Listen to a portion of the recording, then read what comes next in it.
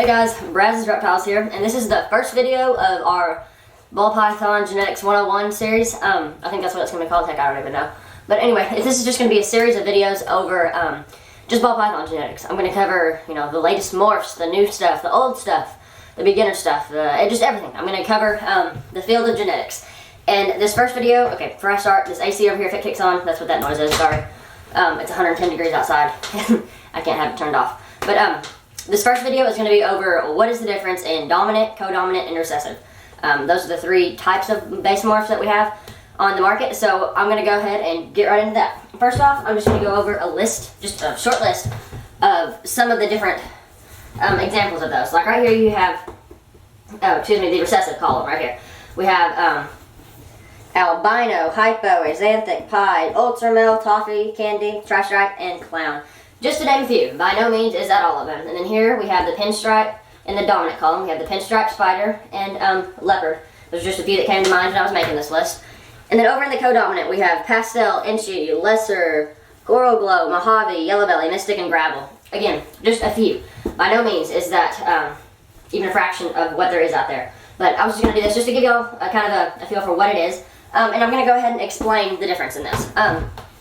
This recessive column right here is, well, let me explain recessive. Recessive is a type of morph that can only be passed on to its offspring homozygously or displayed in its offspring whenever both the mother and father are carrying the gene. So in other words, if the mother of the clutch and father of the clutch don't carry whatever gene you're hoping for, like if they don't both carry albino, if just one of them does, you will never produce homozygous, or which homozygous means the same allele, the same combination, albino. You won't produce any homozygous albinos. You can produce het albinos, heterozygous, which just means they carry that gene, but absolutely no homozygous. Whereas in dominant and codominant, you don't have to have the gene on both sides of the mother and father. It can just be on one.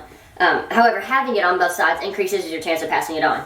But dominant and codominant are obviously, they're passed on half the time.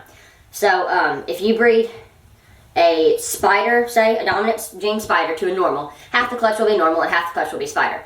And then let's say you breed a pastel, which is a codominant to a normal. That's the same thing. Again, half will be pastel and half will be normal. The difference in this column and this column is in dominant genes there is no superform. Superforms being, like if you breed a pastel to a pastel, a quarter of that clutch are going to be what we call super pastels, which means that that animal cannot produce a normal. Everything that animal produces will at least be pastel. And that doesn't happen here. If you breed a pinstripe to a pinstripe, 3/4 of the clutch will be pinstripe, but no supers at all. There isn't a super form. So 3/4 would be pinstripe and a quarter normal. Whereas over here, a pastel to pastel, a quarter would be super pastel, half would be pastel, and a quarter would be just plain normals. And again, that works with all of these when it comes to super forms, and it works with all these when it comes to just breeding a pinstripe to pinstripe, or spider to spider, or leopard to leopard. And then, let me jump back over here. When you're breeding recessive, a homozygous recessive, so if I look at my animal and it's axanthic, I see an axanthic animal, it's not het, I see a grayscale animal. If I breed that animal to anything, absolutely anything, every animal out of that clutch will be het axanthic. Obviously, unless you're breeding it to an axanthic or a het axanthic, then you can produce actual axanthics. But if you're breeding an axanthic to just say a normal, you will get 100% normal looking babies, but everything will be 100% heterozygous for axanthic. That's a guaranteed, no ifs, ands, or buts, it will be het axanthic. And say you bred two recessives together. Say I breed an albino to a hypo. I will not produce albinos and I will not produce hypos, but absolutely everything in the clutch will be albino, het albino, het hypo, or double hets. They'll all be normal looking, but they'll be double het albino, hypo. And that works with anything. If you bred a pied to an axanthic, everything will be double het lightning pied, or axanthic pied. Okay, and then let me get into, if you bred an albino to a pinstripe, you would get, everything out of the clutch is going to be het albino, because albino is recessive. You would get half pinstripe and half normal, all being het albinos. And in the next video, I'm going to draw these Punnett squares out and actually, show the crossings. But right now, this is just this video is just to get a feel as to what recessive, what dominant, what codominant is. So I think I pretty much covered that. I'm going to go ahead and cut this video in just a sec. Codominant again, superform. There are superforms of codominant genes.